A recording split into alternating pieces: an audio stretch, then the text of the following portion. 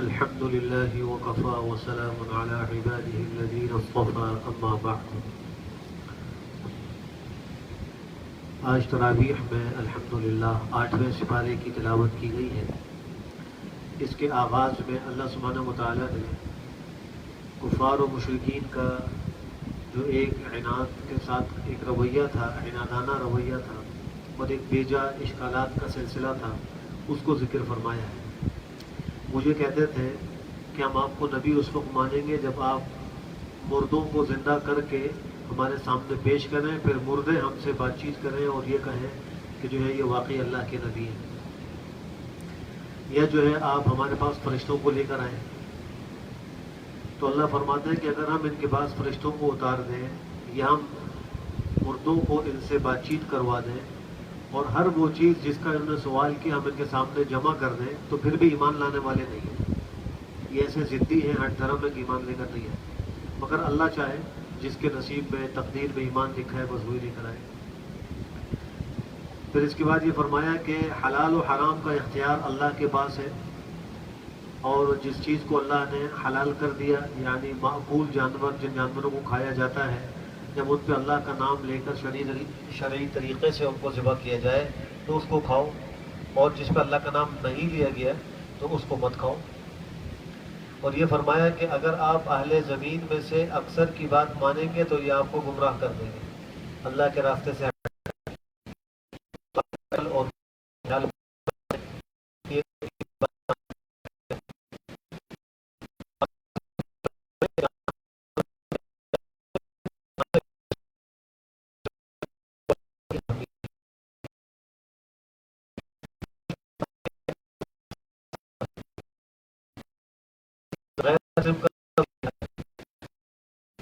کے سامنے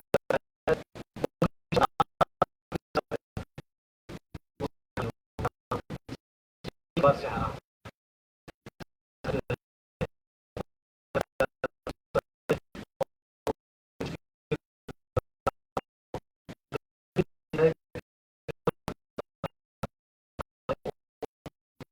کھاتے وقت صلی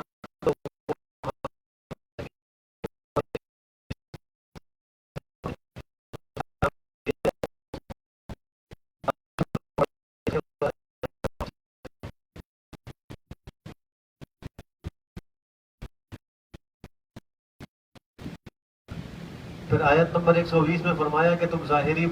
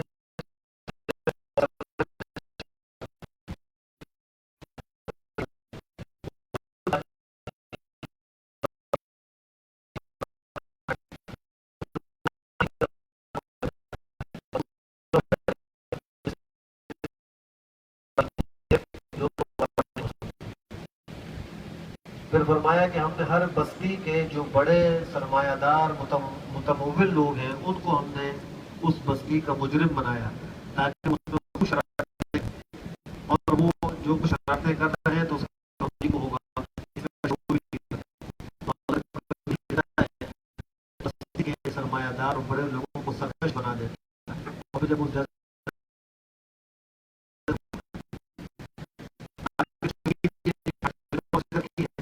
جب ان کے پاس کوئی آیت پہنچتی ہے، کوئی نشانی آتی ہے تو وہ کہتے ہیں ہم تو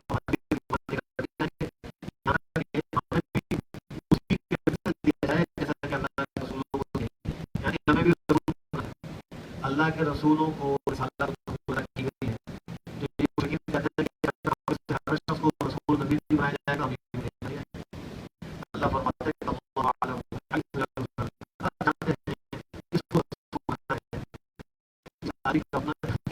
کوئی شخص اپنی طاقت اپنے علم اپنی تقوی کی دولت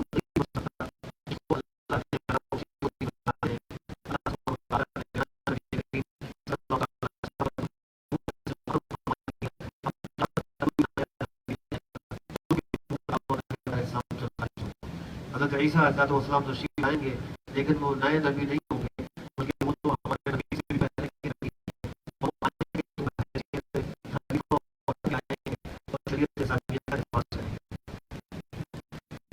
اللہ سبحانہ وتعالیٰ شخص کو ہدایت دینے کا ارادہ کرتے ہیں تو اس کے سینے کو اسلام کے لیے کھول دیتے ہیں، اور جس کو اللہ گمراہ کرنے کا ارادہ کرتے ہیں تو اس کے سینے کو بند کر دیتے ہیں، یہاں تک کہ لوگوں کو ایسا محسوس ہو چڑھتا ہے۔ اب سوال یہ پیدا ہوتا ہے کہ اللہ جب سینے کو کھول دیتے ہیں اسلام کے، تو اس کا کیا مطلب؟ سوال یہ تھا آپ نے فرمایا کہ اللہ اس قریب میں پورے ایمان لاتے ہیں۔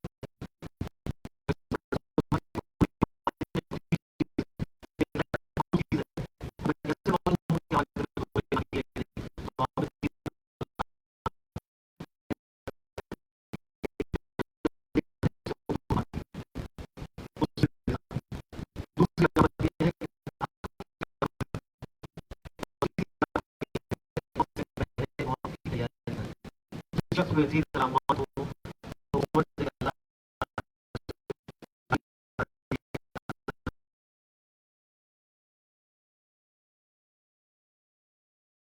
وہ کہیں گے ہمارے پروردگار ہم میں سے بعض نے بعض سے فائدہ اٹھا لیا، لیکن آج ہم اپنی اس مدت کو اس مقام کو پہنچ گئے ہیں جو آپ نے ہمارے لیے مقرر کیا تھا۔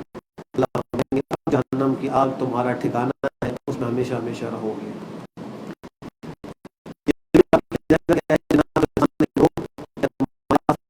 رسول نہیں ہے جو تم ہماری آیتیں پڑھ کر سناتے ہو اور تمہیں اس آخرت کے دن کی ملاقات سے ڈراتے ہو، جواب میں کہیں گے کہ ہم نے اپنی جگہ پر گواہی دی تھی۔ اس وقت گواہی دینے کا فائدہ کوئی نہیں ہوگا، ان کو دنیا کی زندگی نے دھوکے میں ڈال دیا، اب وہ اس بات کی گواہی دے رہے ہیں کہ وہ کافر ہے۔ اب وہاں کفر کا اقرار کرنے سے کوئی فائدہ نہیں ہوگا، نہ انکار کرنے سے کوئی فائدہ ہوگا۔ مشرکین کی کچھ بری رسمیں اور ان کے برے عقائد کا تذکرہ ہے، ان میں ایک یہ ہے کہ جو کھیتی ان کو حاصل ہوتی تھی زمین سے پیداوار کی صورت میں، تو وہ اس میں اپنے بتوں کے لیے بھی ایک حصہ رکھتے تھے اور اللہ کے لیے بھی ایک حصہ رکھتے تھے۔ وہ کہتے تھے کہ یہ حصہ اللہ کا ہے، یہ حصہ بتوں کا ہے۔ اس الگ الگ کرنے میں اگر اللہ کے حصے میں سے کوئی حصہ بتوں کے حصے میں گر جاتا تو اس کو اٹھاتے نہیں تھے، وہ کہتے تھے کہ اللہ تو بے نیاز ذات ہے، اس کو کیا ضرورت ہے۔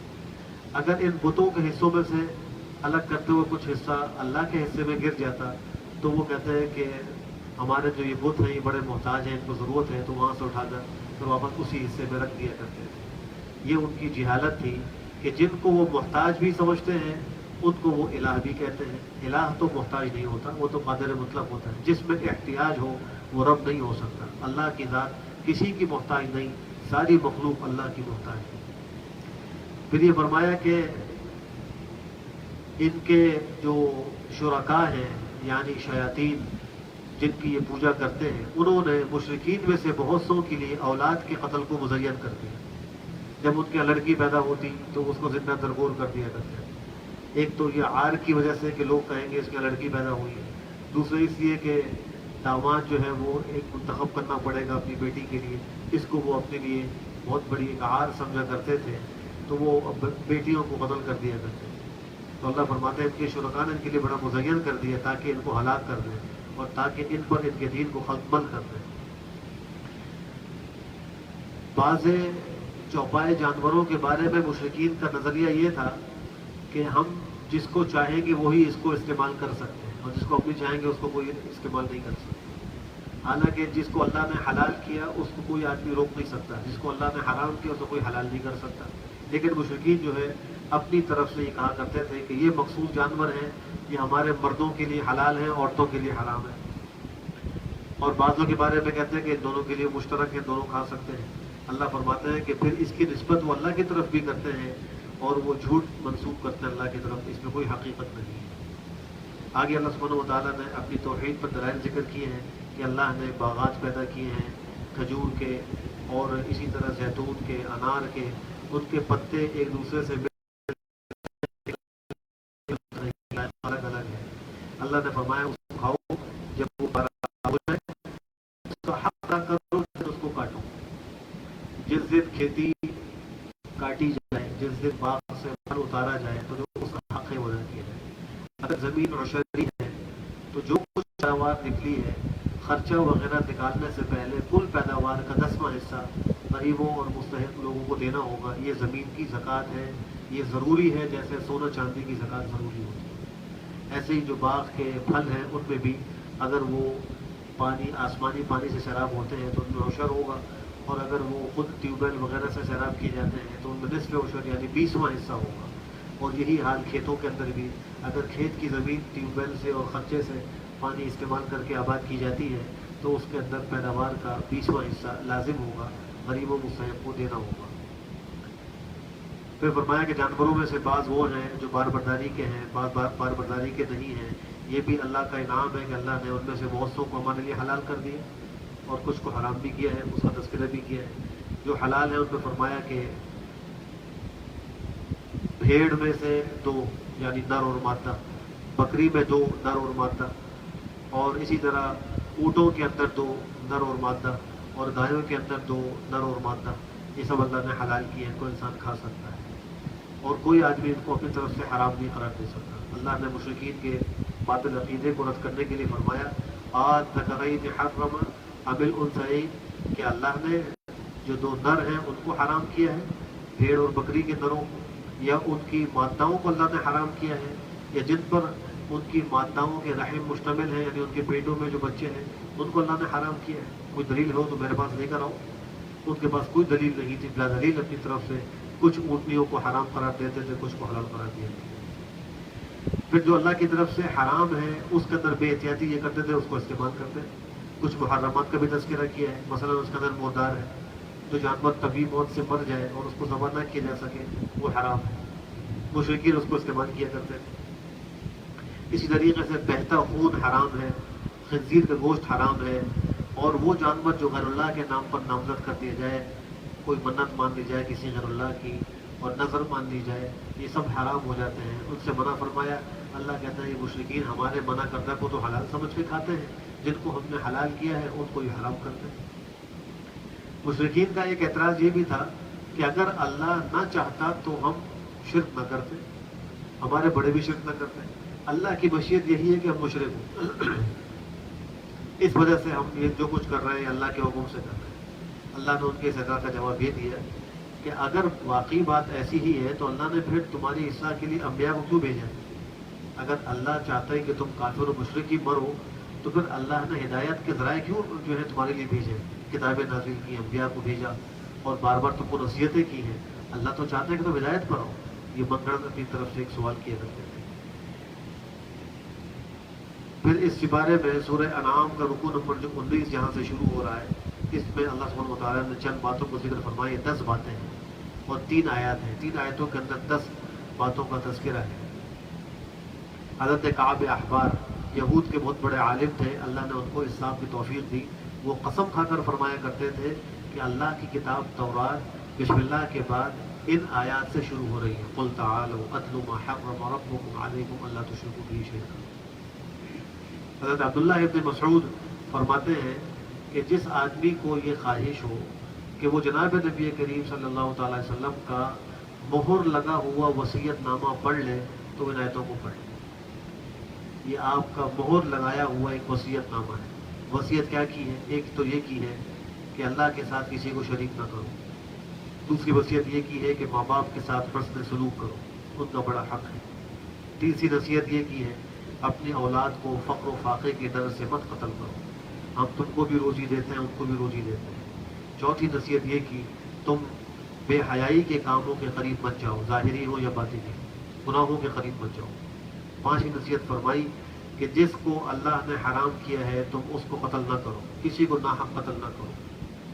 ہاں اگر کسی کا قتل اللہ کی طرف سے حلال ہوا ہے, مثلا کوئی شخص نعوذ باللہ شادی شدہ ہو کر زنا کا ارتکاب کرے تو اس کی سزا جو ہے سنساری ہے شریعت میں. یا کوئی آدمی جو ہے نعوذ باللہ اسلام سے پھر کر مرتد ہو جائے, مرد ہو تو اس کی سزا قتل ہے. اسی طریقے سے کوئی آدمی کسی کو ناحق قتل کر دے تو قصاص میں اس کو قتل کیا جائے گا. یہ 3 حق اسلام ہے, اس کے علاوہ کسی کو قتل کرنے کی اجازت نہیں ہے. اور فرمایا کہ یہ وہ باتیں ہیں جن کی تم کو تمہارے پروردگار نے وصیت کی ہے تاکہ تم سمجھو. پھر فرمایا کہ یتیم کے مال کے قریب مت جاؤ مگر اس طریقے سے جو اچھا ہو, یعنی اس کا خیال کرو، اس کو ضائع نہ کرو، یہاں تک کہ وہ بالغ ہو جائے تو ان کا مال ان کے حوالے کرو۔ اور فرمایا کہ ناپ تول میں کمی مت کرو، پورا پورا تولا کرو، ناپ کے پورا دیا کرو۔ ہمارے ذہنوں میں تو بس یہی ہے کہ کوئی چیز خریدتے اور بیچتے وقت آٹا چینی دیتے وقت پورا پورا تول کے دینا چاہیے، حالانکہ اس کا مفہوم بہت وسیع ہے، عام ہے۔ اگر کوئی آدمی نماز کے اندر کوتاہی کر رہا ہے، یعنی تعدیل ارکان کے ساتھ نماز نہیں پڑھ رہا، تو وہ نماز کے اندر ڈنڈی مار رہا ہے اور اس کے اندر کمی کر رہا ہے، یہ بھی تطفیف ہے۔ جیسے ناپ تول میں کمی حرام ہے، نماز میں اس طرح کمی کرنا بھی ناجائز اور حرام ہے۔ یا کوئی آدمی اپنی ڈیوٹی کے اوقات پورے نہیں کرتا، 8 گھنٹے کا ملازم ہے، تنخواہ 8 گھنٹے کی لیتا ہے، لیکن کام 6 گھنٹے کرتا ہے اور ڈنڈی مار کے نکل جاتا ہے، مالک کو پتہ نہیں چلتا، وہ سمجھتا ہے کہ شاید مالک کو پتہ نہیں، تو بس میں بہت ہوشیار ہو گیا، حالانکہ اس کے لیے 2 گھنٹوں کی تنخواہ حرام ہے جو اس میں اس نے کام نہیں کیا۔ یا وہ 8 گھنٹے بیٹھتا تو ہے لیکن جو کام اس کے ذمے ہے وہ نہیں کرتا، کوئی اور کام کر رہا ہے، اپنا ذاتی کام کر رہا ہے، اب وہ سیٹ پر بھی بیٹھا ہے، کمپیوٹر کے سامنے بھی بیٹھا ہے، کام بھی کر رہا ہے، لیکن کام اپنا کر رہا ہے باہر کا، اور جس کام کے لیے اس کو اپائنٹ کیا گیا ہے وہ کام نہیں کر رہا، تو یہ بھی ناپ تول میں کمی کی طرح ناجائز اور حرام ہے۔ اس کے مقابلے میں جو تنخواہ لے رہا ہے وہ حرام ہے، اس کو لوگ حرام بھی نہیں سمجھتے اور پھر کہتے ہیں بھائی دعائیں قبول نہیں ہوتی۔ جب حرام کا لقمہ پیٹ میں جائے گا تو دعا اللہ قبول نہیں کرے گی۔ پھر فرمایا کہ جب بات کرو تو انصاف کی کرو، چاہے قرابت داری کیوں نہ ہو۔ اگر تمہاری انصاف کی بات سے تمہارے کسی قرابت دار کے خلاف فیصلہ ہو رہا ہے تو اس کی پرواہ نہ کرو، لیکن حق بات کرو، عدل کی بات کرو، اللہ کے وعدوں کو پورا کرو، اللہ سے جو وعدے کیے ہیں ان کو پورا کرو۔ یہ وہ باتیں ہیں جن کی تم کو نصیحت کی ہے، وصیت کی تمہارے پروردگار نے، تاکہ تم کو یاد دہانی ہو، نصیحت ہو۔ پھر فرمایا کہ یہ میرا سیدھا راستہ ہے، اس کی پیروی کرو اور مختلف راستوں کی پیروی نہ کرو، یعنی ایک دین اسلام کو اختیار کرو اور تفرقہ بازی نہ کرو۔ یہ وہ بہت زیادہ نصیحتیں ہیں جن کا حکم دیا گیا، ان پہ عمل کرنے کی ضرورت ہے۔ تو قرآن کریم میں حقانیت کو ذکر فرمایا کہ یہ کتاب ہے، ہم نے اس کو نازل کیا ہے، بڑی برکت والی ہے، تم اس کی پیروی کرو اور تم ڈرو تاکہ تم پر رحم کیا جائے۔ کل کو کہیں تم یہ نہ کہنے لگو کہ یہ کتابیں تو 2 گروہوں پر ہم سے پہلے اتاری گئی، یعنی مشرکین کو کہا جا رہا ہے کہ کل قیامت میں تم یہ عذر نہ پیش کر دینا کہ یہود و نصارہ پر تو کتابیں اتری تھی، یہود پر تورات اتری تھی، نصارہ کے اوپر انجیل اتری تھی، ہمارے پر تو کوئی کتاب ہی نہیں اتری۔ اللہ نے تم کو قرآن کریم دے دیا ہے، اب تمہارے پاس کوئی عذر نہیں ہے۔ اور پھر فرمایا کہ یا تم یہ کہنے لگو کہ اگر ہم پر کتاب اتاری جاتی تو ہم ان لوگوں سے زیادہ ہدایت پر ہوتے، تو اللہ نے اتمام حجت کر دیا، تم پر بھی کتاب نازل کر دی، اور کتاب بھی ایسی عظیم الشان نازل فرمائی جو گزشتہ تمام کتب و صحائف کے لیے ناسخ ہے اور قیامت تک آنے والے انسانوں کے لیے کتاب ہدایت ہے۔ پھر فرمایا کہ یہ لوگ تو انتظار کر رہے ہیں بس اس بات کا کہ فرشتے آ جائیں ان کے پاس، یعنی قیامت کا انتظار کر رہے ہیں، یا آپ کے پروردگار کا حکم آ جائے، قیامت کا حکم آ جائے، یا آپ کے پروردگار کی بعض نشانیاں آ جائیں۔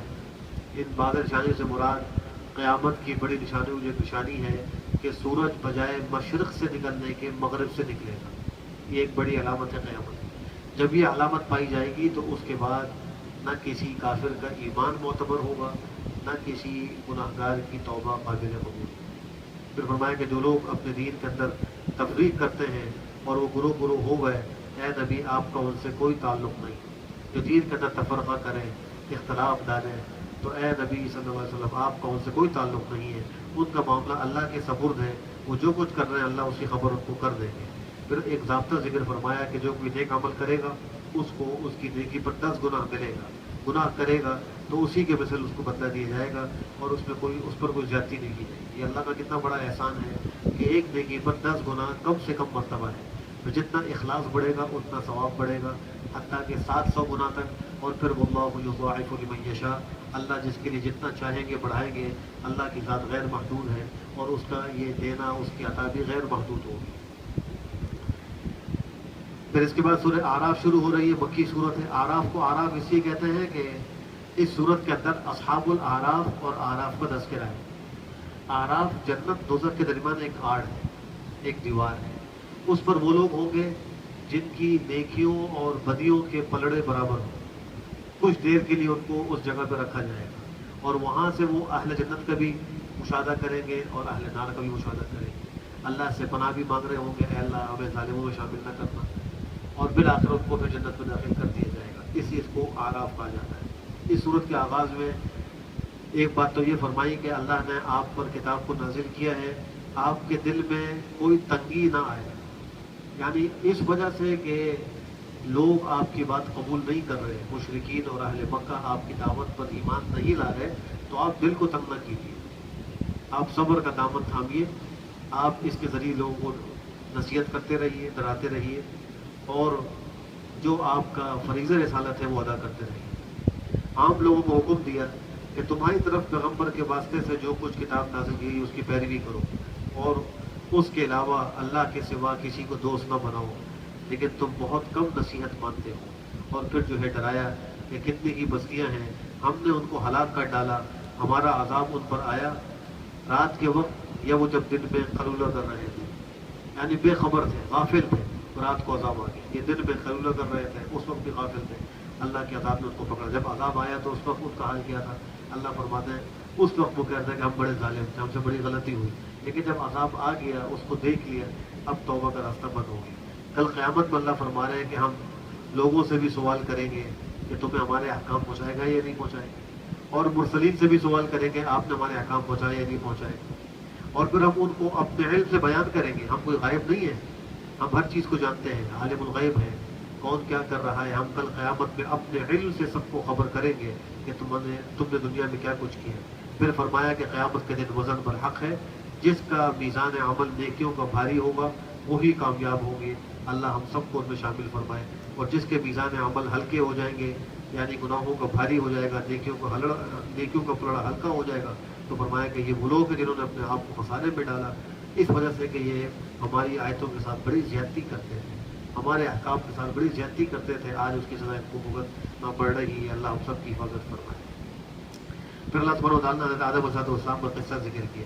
حضرت آدم کو اللہ نے پیدا کیا، ان کی تصویر بنائی، پھر فرشتوں کو حکم دیا کہ ان کو سجدہ کرو، سب نے سجدہ کیا، ابلیس نے سجدہ نہیں کیا، وہ سجدہ کرنے والوں میں سے نہیں ہوا۔ اللہ نے اس سے پوچھا کہ تم نے سجدہ کیوں نہیں کیا جبکہ میں نے حکم دیا؟ تو جواب میں وہ کہتا ہے کہ میں ان سے بہتر ہوں، آپ نے مجھے آگ سے پیدا کیا، ان کو مٹی سے پیدا کیا، لہٰذا میں ان کو سجدہ نہیں کروں۔ اللہ نے اس کو حکم دیا اس وقت کے نیچے اترو یہاں سے، اس لیے کہ یہاں ہمارے اس دربار میں ہمارے علاوہ کوئی اور جو تکبر کا اظہار کر رہا ہے اس کی کوئی گنجائش نہیں۔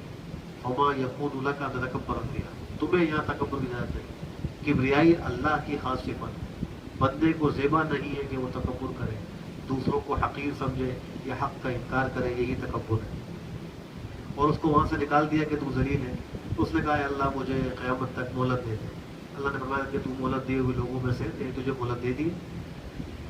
اب اس کے بعد شیطان کیا کہتا ہے، یہ بات قابل غور ہے، تو قسم کھا کر کہتا ہے قال فبما اغويتني لاقعدن لهم صراطك المستقيم، اے اللہ آپ نے مجھے گمراہ کیا، اس وجہ سے میں آپ کے بندوں کے راستوں پر بیٹھوں گا، ان کے لیے بیٹھوں گا تیرے سیدھے راستے پر۔ پھر کیا کروں گا؟ ثم لآتینہم من بین ایدیہم، پھر ان کے سامنے سے آؤں گا، ان کو اسلام پہ عمل کرنے سے روکوں گا، ومن خلفہم، پیچھے سے آؤں گا، وعن ایمانہم، دائیں سے آؤں گا، وعن شمائلہم، بائیں سے آؤں گا، اور اے اللہ آپ ان میں سے اکثر کو شکر کرنے والا نہیں پائیں گے۔ اب ہم سوچیں، ہم جو اللہ کی نعمتوں کی ناشکریاں کر رہے ہیں تو ہم کس کے ساتھ تعاون کر رہے ہیں؟ ہم کس کو کامیاب کر رہے ہیں؟ ہم شیطان کو کامیاب کر رہے ہیں، ہم اللہ کے احکام کی خلاف ورزی کر کے شیطان کو خوش کر رہے ہیں، اور اس نے اللہ کے سامنے جو قسم کھا کر ایک عہد کیا ہے ہم اس میں اور اس کی تکمیل میں ایک سبب بن رہے ہیں۔ تو اللہ نے صاف صاف اعلان فرما دیا، یہاں سے نکل جاؤ ذلیل ہو کر، جو تمہاری پیروی کرے گا میں تم سب سے جہنم کو بھر دوں گا، مجھے کوئی پرواہ نہیں۔ اللہ تو مستغنی ذات ہے، جو اللہ کی نہیں مانیں گے شیطان کی مانیں گے، اللہ جہنم کو اس سے بھر دے۔ پھر فرمایا کہ آدم تم اور تمہاری بیوی یا جنت میں رہو، جس طرح چاہو یہاں سے کھاؤ، لیکن ایک درخت ہے اس کے قریب مت جانا ورنہ تم زیادتی کرنے والوں میں سے ہو جاؤ گے۔ اب شیطان نے ان کو وسوسہ ڈالا، اور اس کا مقصد یہ تھا کہ جو جنتی لباس انہوں نے پہنا ہوا ہے وہ ان سے اتر جائے اور وہ بھی اللہ کی بارگاہ سے دور ہو جائیں۔ تو اس نے آ کر کہا ما نہاکما ربکما، تم کو تمہارے پروردگار نے اس درخت کے کھانے سے نہیں روکا مگر اس لیے کہیں تم فرشتے نہ بن جاؤ، کہ تم کہیں ہمیشہ ہمیشہ رہنے والے نہ بن جاؤ۔ حضرت آدم تو عاشق صادق تھے، اللہ کے قرب سے دور رہنا تو ان کو بالکل گوارا ہی نہیں تھا، برداشت ہی نہیں ہوتا۔ جب یہ بات سنی شیطان نے ان کے سامنے قسمیں کھائیں، انہوں نے کبھی کسی کو قسم کھاتے ہوئے نہیں دیکھا تھا، پہلی بار شیطان کو سنا کہ وہ قسم کھا کر کہہ رہے ہیں تو انہوں نے اس کی بات کا یقین کر لیا اور ان سے ایک बशरी ख़ता हुई और उन्होंने उस तरफ को खा लिया। जब वो खाया तो उनसे जन्नत का लिबास उतर गया। अल्लाह ने फरमाया वनादाहुमा रब्बुहुमा अलम अनहाकुमा अन तिलकुमा शजरति व अकुल लकुमा, अल्लाह ने पुकारा था, क्या तुमको मैंने मना नहीं किया था इस दरख्त के खाने से? तुमको मैंने नहीं कहा था कि शैतान तुम्हारा खुला दुश्मन है? अब उनको रब्बु वो फौरन अर्ज किया रब्बना ज़लमना अनफुसना व इन लम तग़फिर लना व तरहमना लनकूनन्ना मिनल खासिरीन, अल्लाह ने माफ़ फरमा दी। लेकिन चूंकि ज़मीन के लिए खलीफा बनाया था तो ज़मीन पर उतरने का जो हुक्म था वो बाकी रहा। कहा कि ज़मीन पर उतरो, तुम में से बाज़ के दुश्मन होंगे, यानी तुम बनी आदम में आपस में अदावतें होंगी। तुम्हारे लिए ज़मीन में एक ठहरने की जगह है और एक वक्त तक फ़ायदा उठाना है। तुम उसी में जियोगे, उसी में मरोगे और तुम उसी से निकाले जाओगे। अब इंसान की दुनियावी ज़िंदगी ज़मीन से वाबस्ता है, इसी में रहता है, इसी में मरेगा और इसी से अल्लाह दोबारा उसको ज़िंदा करेगा। फिर तीसरे रुकू में फरमाया कि बनी आदम, हमने तुम्हारे ऊपर लिबास उतारा है। अल्लाह ने आसमान से बारिश नाजिल की, वो बारिश ज़मीन पर पड़ी और फिर ज़मीन से जो है वो कपास पैदा हुई, उस कपास से धागा बना, धागे से कपड़ा बना। इससे अल्लाह फरमाते हैं हमने आसमान से लिबास उतारा है। अब जो शरीर लिबास है वो क्या है, यहाँ उसकी दो सिफतें जिक्र की। एक तो ये है कि वो जीनत का बायस, दूसरा ये है कि वो सातिर है, इंसान के सतर को छुपाने वाला है। मर्द का सतर नाफ से लेकर घुटने के नीचे तक, घुटना सतर में शामिल है। इससे कम मर्द के लिए लिबास पहनकर बाहर लोगों के सामने आना, चलना फिरना नाजायज़ और हराम। कितने लोग हैं कि वो शॉर्ट्स ऐसे पहनते हैं जिसमें उनका घुटना खुला हुआ होता है और वो बाहर पार्क में चहलकदमी कर रहे होते हैं, कुत्तों को ठहला रहे होते हैं, गलियों में फिर रहे होते हैं, नाजायज़ और हराम। इंसान की रान सतर में दाखिल है, घुटना भी सतर में दाखिल है, उसको देखना हय्यन मय्यतन मना है। यानी अगर मुर्दा है तो मुर्दा लाश के भी सतर को देखना जायज़ नहीं है और बिला किसी कपड़े के उसको मस करना जायज़ नहीं है। मय्यत को जब गुस्ल दिया जाता है तो एक गिलाफ हाथ में पहना जाता है, दस्ताना पहना जाता है, ये इसीलिए कि बराह रास्त हाथ उसके उदन के ऊपर जो उसका सतर है उस पर न लगे। लेकिन आज इंसान इतना बेहया हो गया, इतना दीन से दूर हो गया। खवातीन के बाल सदर में दाखिल है, खवातीन का पूरा जिस्म ये पर्दा होना चाहिए, लेकिन आज खवातीन जो है वो बेहिजाबाना जीन्स पहनकर, टी शर्ट पहनकर बाहर है, दौड़ लगा रही है, घूम रही है, फिर रही है। ये मुसलमान माएँ बहनें बेटियाँ किस रुख पर चल रही हैं? उनके सरपरस्तान वो क्या कर रहे हैं? उनको ये चीज़ समझ में नहीं आ रही कि हमारे घर की बहू बेटी, माँ बेटी ये क्या कर रही है? अल्लाह के सरी हुक्म की खिलाफ वर्जी है कि जो लिबास अल्लाह ने अता किया उसको छोड़कर बेलिबास हो रही है। अल्लाह हम सबको बेहतर अमल की तौफीक नसीब फरमाए। फिर फरमाया कि बनी आदम तुम अपने लिबास को नमाज के वक्त लिया करो, ये जीनत है, यानी सतर छुपा के नमाज पढ़ा करो। मुशरिकीन उनके यहाँ एक बुरी आदत ये थी कि वो बरहाना तवाफ़ किया करते थे और उसको बड़ी बात समझा करते हैं। वो कहते हैं कि हम जिस कपड़े में अल्लाह की नाफरमानी करते हैं उस कपड़े में अल्लाह की बात कैसे करें। लिहाजा मर्द और औरत, औरतें रात में और मर्द दिन में बरहाना तवाफ़ करते थे खाने का वक्त, अल्लाह ने से मना फरमाया। फिर फरमाया कि दुनिया के अंदर नेमतें जो अल्लाह की हैं वो तो अहले ईमान को भी मिलती हैं, अहले कुफर को भी मिलती हैं, लेकिन आखिरत में ये खालिस अहले ईमान के लिए अल्लाह ने जिन चीज़ों को हलाल किए, जो नेमतें हैं, दुनिया में तो सब खा रहे हैं, मिलजुल कर खा रहे हैं, लेकिन आखिरत में जो अल्लाह की नेमतें हैं ये सिर्फ अहले ईमान के लिए होगी, अहले कुफर के लिए नहीं होगी। फिर उसके बाद अल्लाह सुब्हानहू व तआला ने मुकज़्ज़िबीन और जो तकब्बुर करने वाले हैं उनका एक हाल जिक्र फरमाया। हाल ये जिक्र फरमाया कि जब उनकी रूह कब्ज़ की जाती है तो आसमान के दरवाजे उनके लिए नहीं खोले जाते। हदीस शरीफ में आता है, इस आयत जो आयत नंबर ये 40 है, इसके झेल में लिखा है, मुफस्सिर इब्न कसीर रहमतुल्लाह ने एक रिवायत है कि आप हज़रत एक दफ़ा कब्रिस्तान में थे, एक अंसारी का जनाजा था, कब्र में कुछ वक्त था, आप बैठ गए, साहबा कहते हैं हम भी बैठ गए और हम ऐसे साकित थे गोया कि हमारे सरों पर परिंदे बैठे हुए, परिंदा कहीं बैठा हुआ हो, हल्की सी हरकत से उड़ जाता है, तो बिल्कुल साकित और साबित बैठे थे। आपके हाथ में तिनका था, उससे आप ज़मीन को कुरेद रहे थे। फिर फरमाया कि इस्तईज़ू बिल्लाहि मिन अज़ाबिल क़ब्र, अल्लाह की पनाह अज़ाब क़ब्र से तलब करो। फिर फरमाया कि जब मोमिन के लिए रूह कब्ज़ करने वाले फरिश्ते आते हैं तो नहायत हसीन व जमील खूबसूरत चेहरे में होते हैं, जन्नत का कफन खुशबूदार लेकर आते हैं और उसको आकर यूँ खिताब करते हैं, या अय्यतुहन नफ्सुल मुतमइन्ना इरजिई इला रब्बिकी राज़ियतन मर्ज़िया। तो उसकी रूह ऐसे तेज़ी से निकलती है जैसे मशकीज़े का मुंह पानी से भरा हुआ जो हो खोल दिया जाए तो आखिरी खतरा भी एकदम निकल जाता है, ऐसे उसकी रूह निकल जाती है। फिर उस रूह को वो खुशबूदार कफन में लपेटते हैं, उसको लेके जाते हैं, जहाँ जहाँ से वो गुजरता है وہاں جو ہے وہ خوشبو پھیل جاتی ہے. فرشتے مل کر کہتے ہیں یہ پاکیزہ روح کس کی ہے؟ تو جانے والے فرشتے اس کا بہترین نام ذکر کرتے ہیں جو دنیا میں اس کا نام ہوتا ہے. پھر اس طرح وہ آسمانوں پر پہنچتا ہے, اللہ کی بارگاہ میں پہنچتا ہے. پھر اللہ جو ہے وہ فرماتے ہیں کہ جو ہے وہ اس کو دوبارہ زمین میں لے جاؤ, اور چونکہ میں نے زمین ہی سے ان کو زندہ کرنا ہے, اور اس کے نام عمل کو علیین میں رکھ دو. اس کا نام عمل علیین میں رکھ دیا جاتا ہے, اس کی روح کو دوبارہ زمین میں لوٹا دیا جاتا ہے. اس کے لیے قبر میں جنت کی کھڑکی کھل جاتی ہے, وہاں سے خوشبو ہوائیں آنا شروع ہو جاتی ہے. ابھی وہ اکیلا ہی ہوتا ہے, دیکھتا ہے کہ خوبصورت آدمی جس کے چہرے سے خیر و برکت کے آثار ٹپک کر چلتا ہوا آ رہا ہے. وہ تو کہتا ہے ہنی اللہ کو مبارک ہو, تمہیں مبارک ہو. تو وہ پوچھتے تم کون ہو؟ کہتا ہے میں تمہارا نیک عمل ہوں.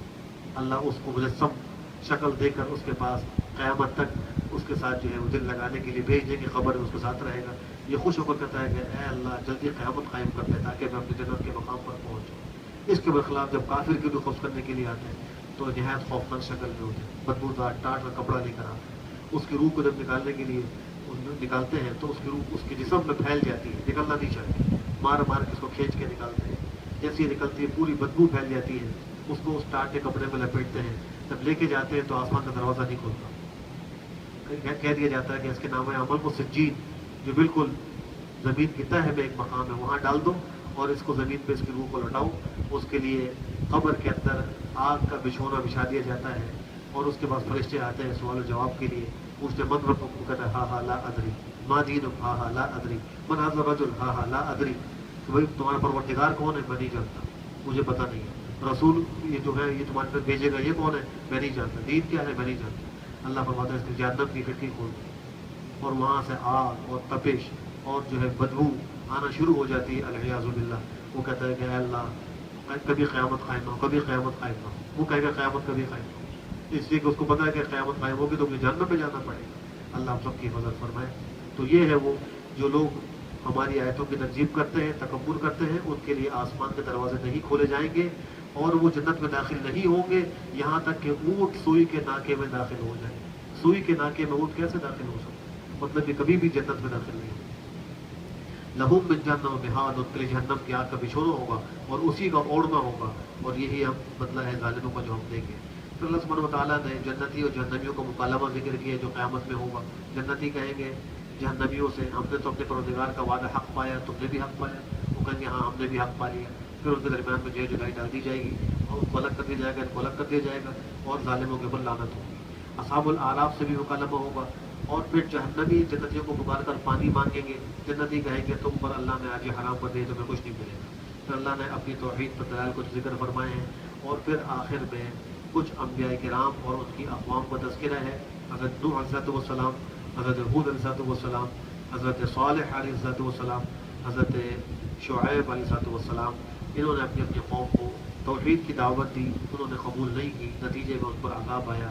اور حضرت لوط علیہ السلام کا بھی تذکرہ ہے, اور ان کی قوم جو ایک بدترین گناہ میں مبتلا تھی, جو ہم جنس پرستی تھا, جو اس سے پہلے کسی نے دنیا میں نہیں کیا تھا, ان کو سخت عذاب دیا گیا. اس کا تذکرہ بھی اسی میں ہے. اللہ ہم سب کو بہتر عمل کی توفیق نصیب فرمائے. الحمد للہ رب العالمین والصلاة والسلام على خير خلقه محمد وعلى آله وصحبه أجمعين. اللهم أرنا الحق حقا وارزقنا اتباعه, وأرنا الباطل باطلا وارزقنا اجتنابه. اے اللہ ہم سب کو رمضان المبارک کی قدر کرنے کی توفیق نصیب فرما. اے اللہ ہم سب کے لیے رمضان المبارک کو رحمت, مغفرت اور جہنم سے خلاصی کا ذریعہ بنا.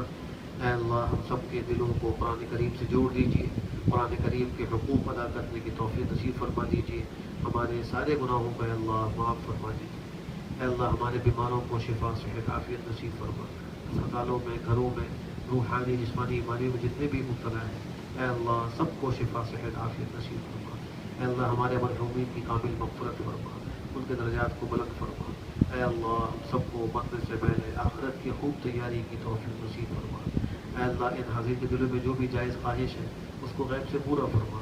اے اللہ ہر مشکل کو حل فرما. اے اللہ تمام مقاصد حسنہ میں کامیاب و کامران فرما. ربنا تقبل منا انك انت السميع العليم وتب علينا انك انت التواب الرحيم. وصلى الله تعالى على خير خلقه محمد وعلى آله وصحبه أجمعين برحمتك يا أرحم الراحمين.